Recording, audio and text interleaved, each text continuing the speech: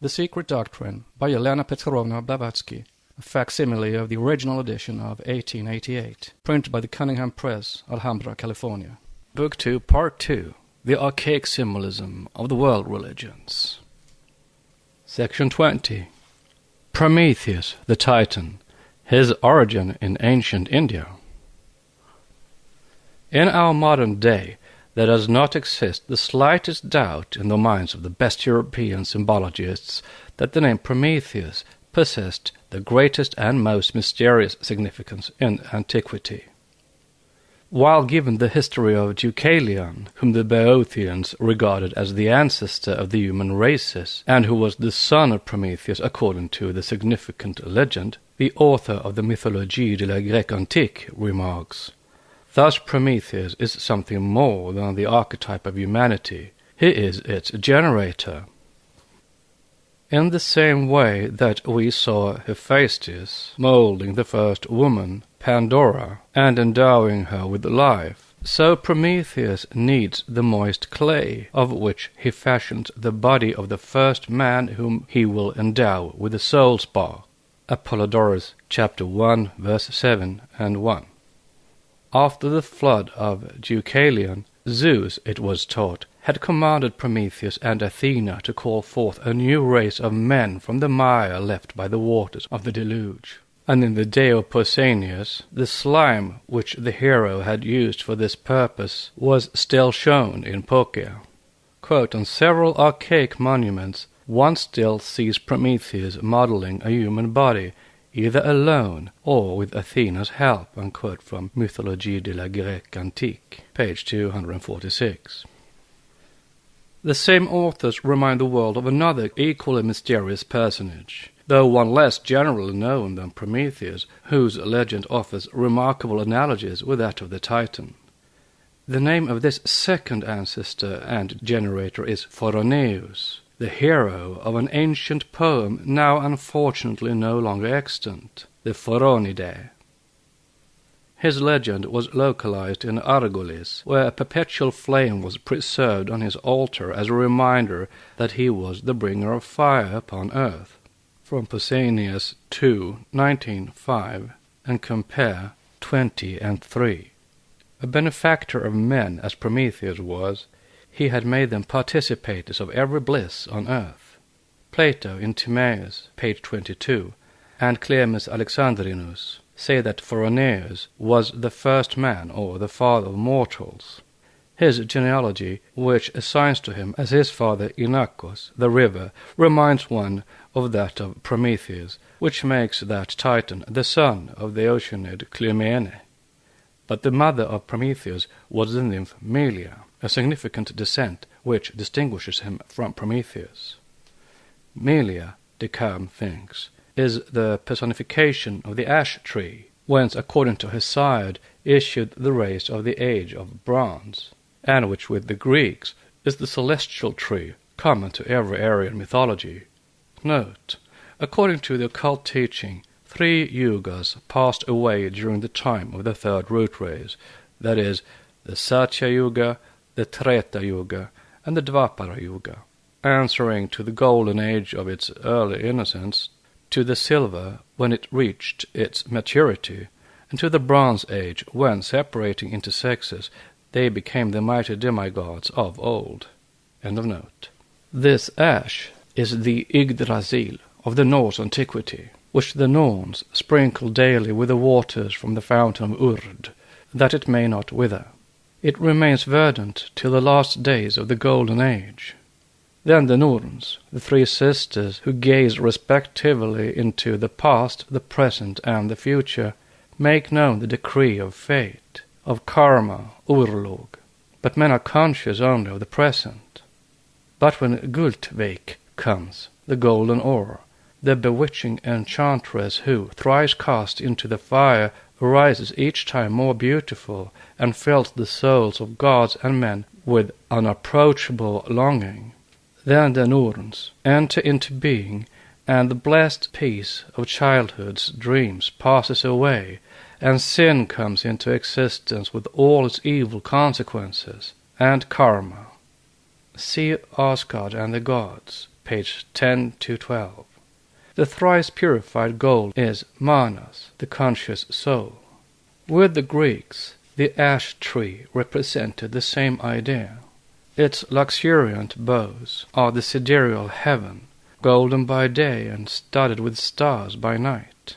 The fruits of Melia and Yggdrasil, under whose protecting shadow humanity lived during the Golden Age, without desire, as without any fear. Quote, that tree had a fruit, one inflamed bow, which was lightning, unquote, Decam guesses. And here steps in the killing materialism of the age, that peculiar twist in the modern mind which, like a northern blast, bends all on its way and freezes every intuition, allowing it no hand in the physical speculations of the day.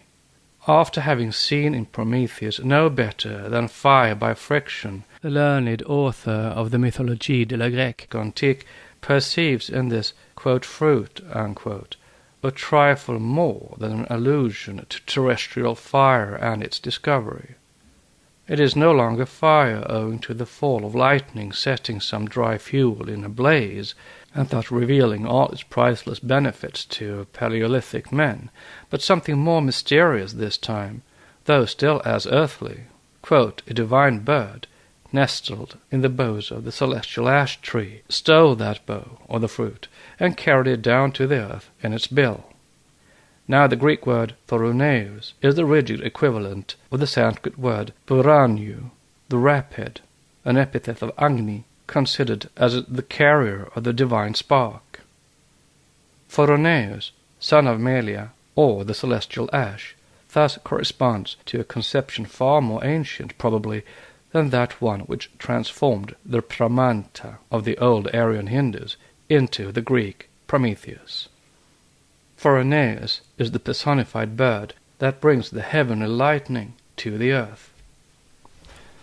Traditions relating to the birth and origin of the race of bronze, and those which made of Thorouneus the father of the Argians, are evidence to us that this thunderbolt, or lightning, as in the legends of Hephaestus or Prometheus, was the origin of the human race. Unquote from page 266. This still affords us no more than the external meaning of the symbols and the allegory.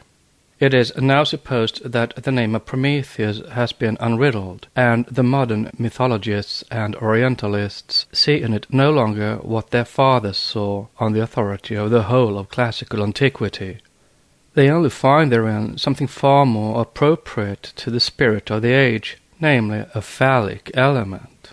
But the name of Thorouneus, as well as that of Prometheus, bears not one, nor even two, but a series of esoteric meanings. Both relate to the 7 celestial fires, to Agni Abhimanin, his 3 sons, and their 45 sons, constituting the 49 fires. Do all these numbers relate only to the terrestrial mode of fire and to the flame of sexual passion? Did the Hindu-Aryan mind never soar above such purely sensual conceptions? That mind which is declared by Professor Max Müller to be the most spiritual and mystically inclined on the whole globe. The number of those fires alone ought to have suggested an inkling of the truth. We are told that one is no longer permitted in this age of rational thought to explain the name of Prometheus as the old Greeks did. The latter, it seems, basing themselves on the false analogy of Prometheus with the verb promaphane, saw in him the type of the foreseeing man, to whom, for the sake of symmetry, a brother was added, Epimetheus, or he who takes counsel after the event. But now the Orientalists have decided otherwise. They know the real meaning of the 2 names better than those who invented them. The legend is based upon an event of universal importance. It was built, quote, to commemorate a great event which must have strongly impressed itself upon the imagination of the first witnesses to it, and its remembrance has never since faded out from popular memory, unquote. What is it? Laying aside every poetical fiction, all those dreams of the Golden Age, let us imagine, argue the modern scholars, in all its gross realism, the first miserable state of humanity, the striking picture of which was traced for us after Aeschylus by Lucretius, and the exact truth of which is now confirmed by science, and then one may understand better that a new life really began for man on that day when he saw the first spark produced by the friction of two pieces of wood, or from the veins of a flint. How could man help feeling gratitude to that mysterious and marvelous being which they were henceforth enabled to create at their will, and which was no sooner born than it grew and expanded, developing with singular power? Quote, this terrestrial flame, was it not analogous in nature to that one which they received from above, or that other which frightened them in the thunderbolt? Unquote. Quote, was it not derived from the same source? And if its origin was in heaven, it must have been brought down some day on earth. If so, who was the powerful being, the beneficent being, God or man, who had conquered it? Such are the questions which the curiosity of the Aryans offered in the early days of their existence, and which found their answer in the myth of Prometheus. Unquote. From Mythologie de la Grèce Antique, page 258. The philosophy of occult science finds two weak points in the above reflections, and points them out. The miserable state of humanity described by Aeschylus and Prometheus was no more wretched then, in the early days of the Aryans, than it is now. That state was limited to savage tribes, and the now existing savages are not a whit more happy or unhappy than their forefathers were 1,000,000 years ago. It is an accepted fact in science that rude implements, exactly resembling those in use among existing savages, are found in river gravels and caves geologically, implying an enormous antiquity. So great is that resemblance that, as the author of the modern Zoroastrian tells us, quote, if the collection in the colonial exhibition of stone celts and arrowheads used now by the Bushmen of South Africa were placed side by side with one from the British Museum of similar objects from Kent's Cavern or the caves of Dordogne, no one but an expert could distinguish between them, unquote, from page 145. And if there are Bushmen existing now in our age of the highest civilization, who are no higher intellectually than the race of men which inhabited Devonshire and southern France during the Paleolithic age, why could not the latter have lived simultaneously with and have been contemporary of other races as highly civilized for their day as we are for ours? That the sum of knowledge increases daily in mankind, but that intellectual capacity does not increase with it, is shown when intellect, if not the physical knowledge of the Euclids, Pythagoras, Paninis, Capillas, Platos, and Socrates, is compared with that of the Newtons, Kants, and the modern Huxleys and Haeckel's.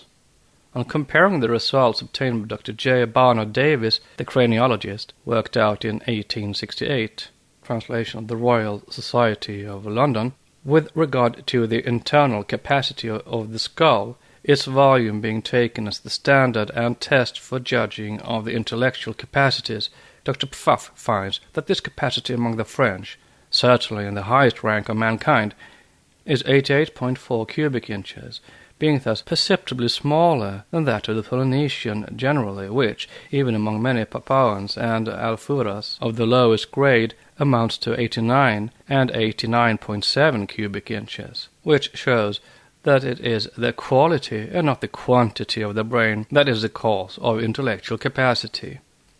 The average index of skulls among various races having been now recognized to be, quote, one of the most characteristic marks of difference between different races, unquote.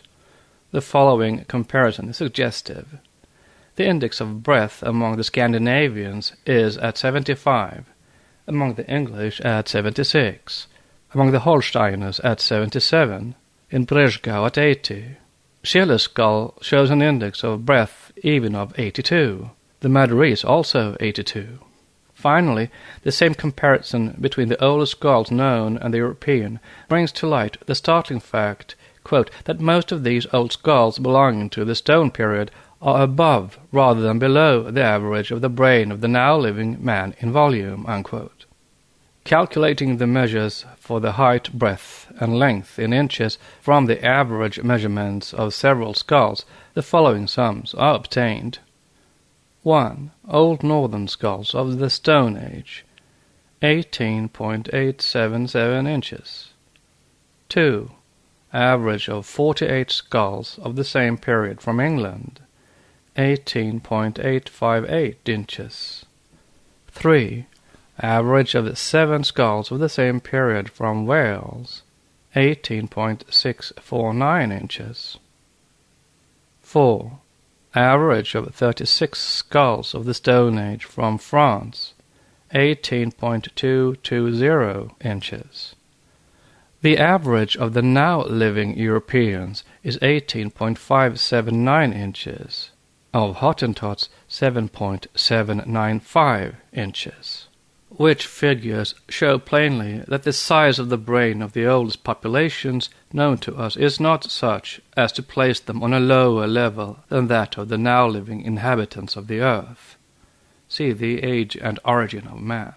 Besides which, they show the, quote, missing link, unquote, vanishing into thin air. Of these, however, more anon, we must return to our direct subject. The race which Jupiter so ardently desired to quench and plant a new one in its stead, from Aeschylus' Prometheus Vinctus, 241, suffered mental, not physical misery. The first boon Prometheus gave to mortals, as it tells the chorus, was to hinder them from foreseeing death, 256. He saved the mortal race from sinking blasted down to Hades' gloom, 244, and then only, besides that, he gave them fire, 260. This shows plainly the dual character, at any rate, of the Promethean myth, if Orientalists will not accept the existence of the 7 keys taught in occultism. This relates to the first opening of man's spiritual perceptions, not to his first seeing or discovering fire, for fire was never, quote, discovered, unquote, but existed on earth since its beginning. It existed in the seismic activity of the early ages, volcanic eruptions being as frequent and constant in those periods as fog is in England now.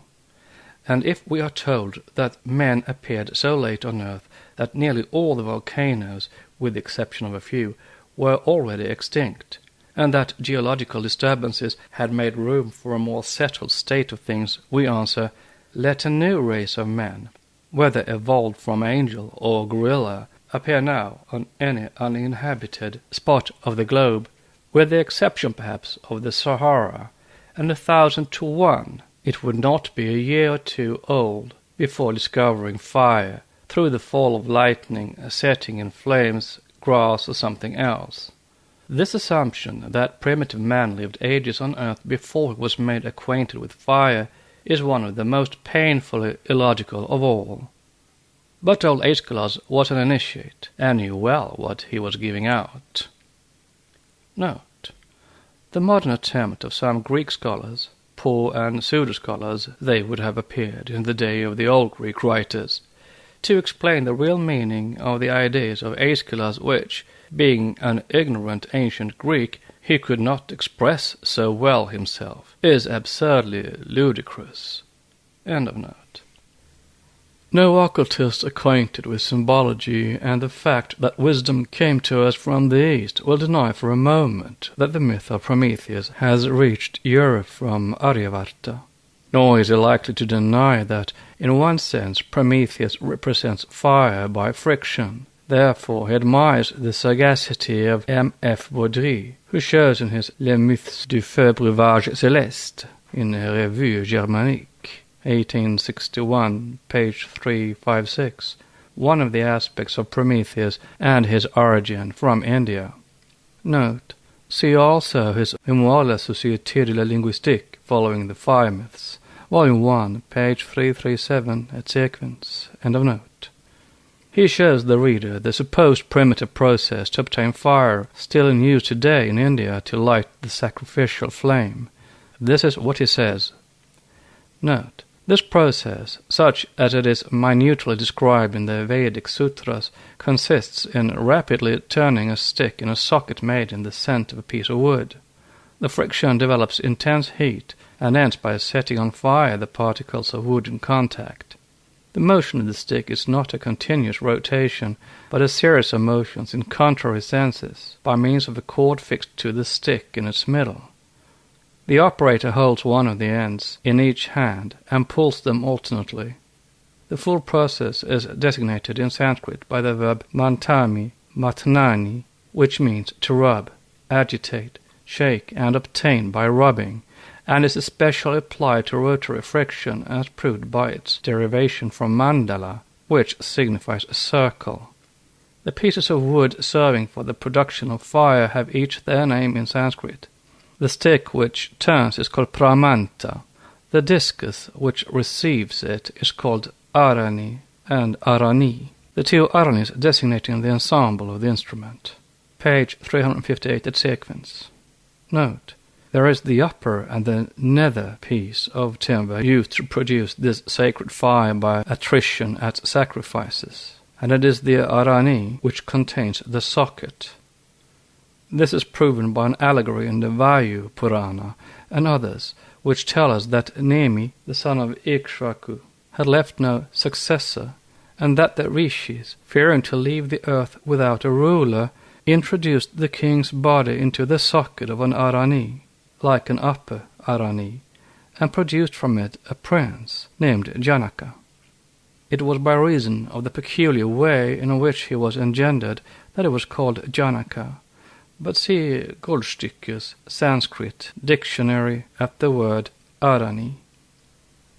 Devaki, Krishna's mother, in prayer addressed to her, is called the arani whose attrition engenders fire. End of note. It remains to be seen what the Brahmins will say to this, but supposing Prometheus has been conceived in one of the aspects of his myth as the producer of fire by means of paramanta, or as an animate and divine paramanta, would this imply that the symbolism had no other than the phallic meaning attributed to it by the modern symbologists? De Kam, at any rate, seems to have a correct glimmering of the truth, for he unconsciously corroborates by his remarks all that the occult sciences teach with regard to the Manasadevas, who have endowed man with the consciousness of his immortal soul, that consciousness which hinders man from foreseeing death and makes him know he is immortal. Note: the monad of the animal is as immortal as that of man, yet the brute knows nothing of this. It lives an animal life of sensation, just as the first human would have lived, when attaining physical development in the third race, had it not been for the Agnishvata and the Manasa Pitris. End of note. How has Prometheus got into the possession of the divine spark? He asks. Fire having its abode in heaven, it is there he must have gone to find it before he could carry it down to men, and to approach the gods he must have been a god himself. Unquote. The Greeks held that he was of the divine race, the Hindus that he was a deva. Hence, with the Greeks, he was the son of the Titan Iapetos. Quote, but celestial fire belonged in the beginning to the gods alone. It was a treasure they reserved for themselves, over which they jealously watched. The prudent son of Iapetus, says Hesiod, deceived Jupiter by stealing and concealing in the cavity of a narthex the indefatigable fire of the resplendent glow. Thus the gift made by Prometheus to men was a conquest made from heaven. Now, according to Greek ideas, identical in this with those of the occultists, this possession forced from Jupiter, this human trespassing upon the property of the gods, had to be followed by an excitation. Prometheus, moreover, belongs to that race of Titans who had rebelled against the gods, and whom the master of Olympus had hurled down into Tartarus. Like them, he is the genius of evil doomed to cruel suffering, etc., etc. Note, the fallen angels, therefore, the asuras of the Indian pantheon. End of note. That which is revolting in the explanations that follow is the one-sided view taken of this grandest of all the myths. The most intuitional among modern writers cannot or will not rise in their conceptions above the level of the earth and cosmic phenomena. It is not denied that the moral idea in the myth, as presented in the Theogony of Hesiod, plays a certain part in the primitive Greek conception. The Titan is more than a thief of the celestial fire. He is the representation of humanity, active, industrious, intelligent, but at the same time ambitious, which aims at equaling divine powers. Therefore it is humanity punished in the person of Prometheus, but it is only so with the Greeks. With the latter, Prometheus is not a criminal, save in the eyes of the gods. In his relation with the earth, he is on the contrary a god himself, a friend of mankind, philanthropos, which he has raised to civilization and initiated into the knowledge of all the arts, a conception which found its most poetical expounder in Aeschylus. But with all other nations, Prometheus is what? The fallen angel, Satan, as the Church would have it? Not at all. He is simply the image of the pernicious and dreaded effects of lightning. He is the evil fire, malfeu, and the symbol of the divine reproductive male organ.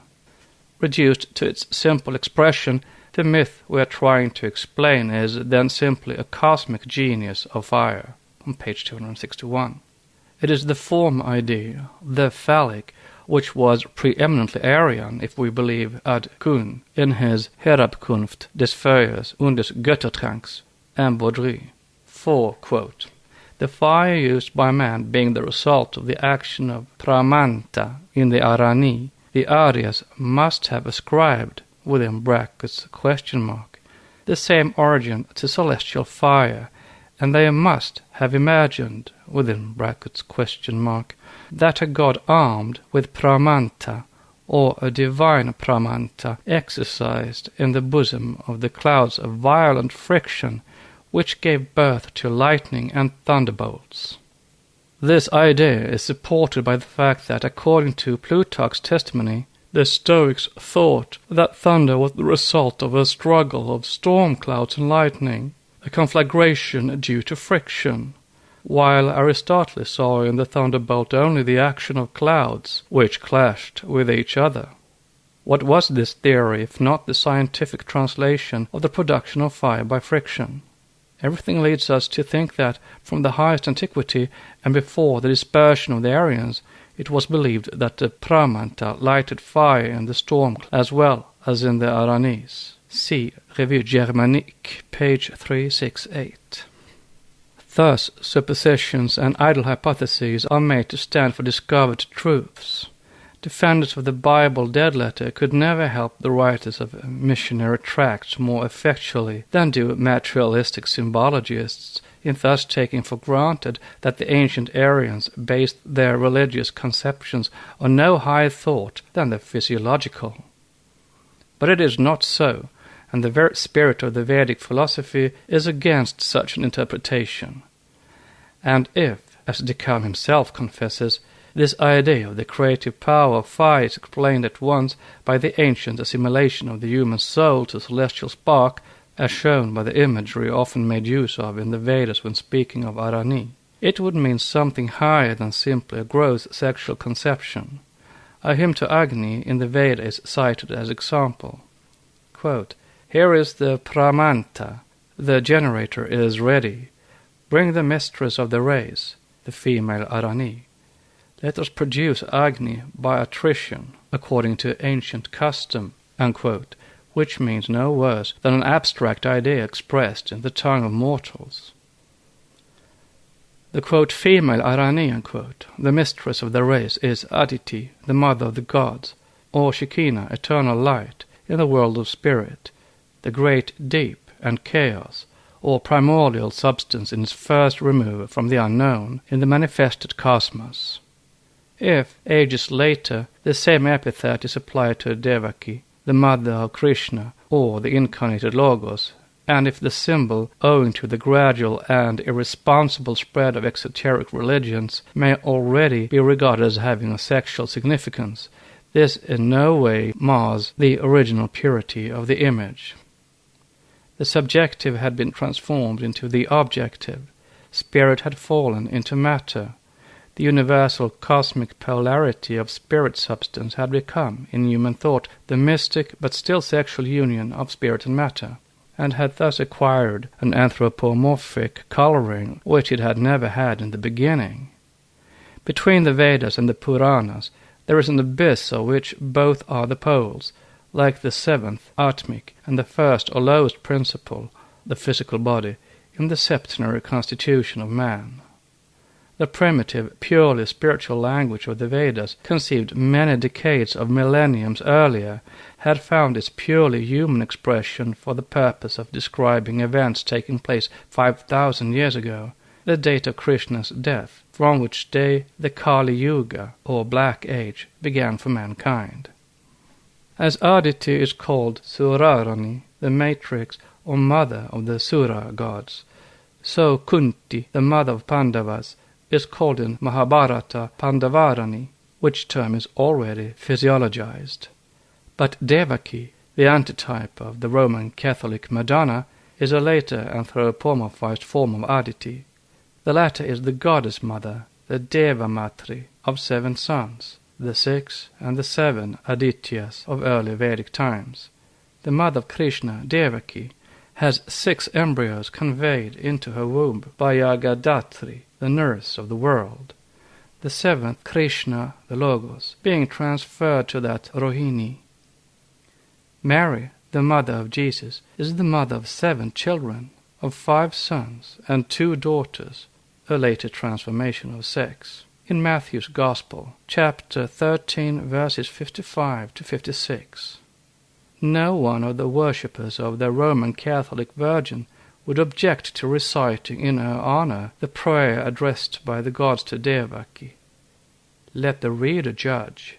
Quote, Thou art that Prakriti, essence, infinite and subtile, which bore Brahma in its womb. Thou eternal being, comprising in thy substance the essence of all created things, wast identical with creation.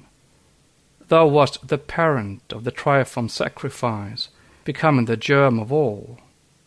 Thou art sacrifice, whence all fruit proceeds.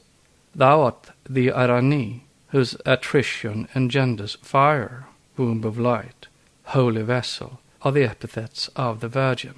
As Aditi, thou art the parent of the gods. Thou art Yotsna, the morning twilight. The Virgin is often addressed as the morning star, and the star of salvation, the light whence day is begotten. Thou art Samnati, humility, a daughter of Daksha, the mother of wisdom. Thou art Niti, the parent of harmony, Naya. Thou art modesty, the progenitrix of affection, Prasaraya or Vinaya. Thou art desire, of whom love is born. Thou art the mother of knowledge, Avabodha, patience, Dhriti, the parent of fortitude, Dhairya, etc., etc., unquote. Thus, Arani is shown here as the Roman Catholic vase of election and no worse. As to its primitive meaning, it was purely metaphysical. No unclean thought traversed these conceptions in the ancient mind. Even in the Zohar, far less metaphysical than any other symbolism, the idea is an abstraction and nothing more. Thus, when the Zohar 3:290 says, All that which exists, all that which has been formed by the Ancient, whose name is holy, can only exist through a male and female principle, it means no more than this. The divine spirit of life is ever coalescing with matter, It is the will of the deity that acts, and the idea is purely Schopenhauerian. When Attika Kadosha, the ancient and the concealed of the concealed, desired to form all things, it formed all things like male and female. This wisdom comprises all when it goeth forth. Hence Kokmath, male wisdom, and Bina, female consciousness or intellect, are said to create all between the two, the active and the passive principles. As the eye of the expert jeweler discerns under the rough and uncouth oyster shell the pure immaculate pearl enshrined within its bosom, his hand dealing with the former but to get at its contents, so the eye of the true philosopher reads between the lines of the Puranas the sublime Vedic truths, and corrects the form with the help of the Vedantic wisdom. Our Orientalists, however, never perceive the pearl under the thick coating of the shell and act accordingly. From all that has been said in this section, one sees clearly that between the serpent of Eden and the devil of Christianity there is an abyss. Alone the sledgehammer of ancient philosophy can kill this dogma. Next section is section 21, Enoikon, Enoch.